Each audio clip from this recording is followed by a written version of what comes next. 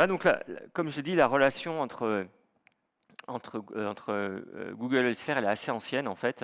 Elle a démarré en 2008. C'est des Googlers qu'on connaissait à San Francisco, donc plutôt des équipes de dev, qui travaillaient sur un nouveau produit qui n'avait pas encore été annoncé. Et ils nous ont proposé à un moment donné de bêta-tester ce produit. Donc, on a signé plein de NDA pour dire qu'on n'allait pas parler de ce produit avant qu'il sorte. Et puis, quand on a découvert ce produit, c'était assez impressionnant pour nous, puisque d'un seul coup, en quelques lignes de commande exécutées, on pouvait déployer des applications qui avaient des scalabilités très très importantes. On disposait d'une capacité de calcul énorme en fait.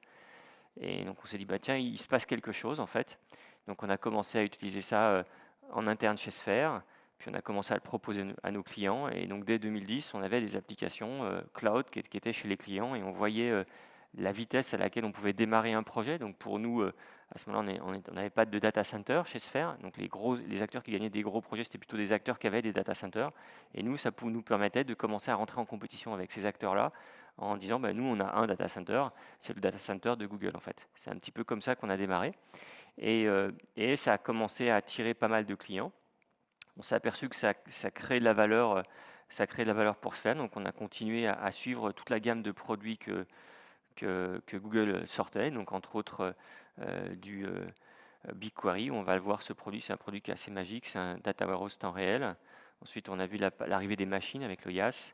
On est devenu premier partenaire et puis on a aussi beaucoup accompagné Google sur la partie formation. Donc pour vous donner une idée, on a déjà formé plus de 4000 personnes autour de la GCP.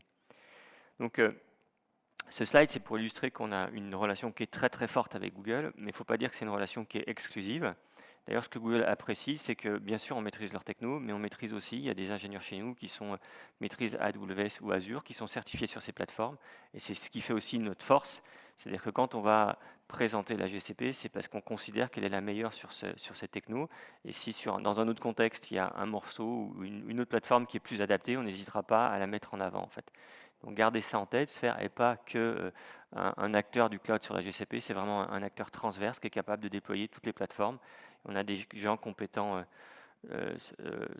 sur les trois majeurs en fait, qui sont Amazon, Microsoft et Google. Et puis c'est aussi pour ça qu'on pousse beaucoup Kubernetes, parce qu'on considère que c'est l'OS du cloud qui est en train d'arriver. Et nous, on a envie, on ne souhaite pas à terme être dépendant d'un cloud provider. Et donc l'arrivée de Kubernetes, ça nous permet justement d'être capable de proposer un service qui peut s'exécuter sur n'importe quel data center en fait.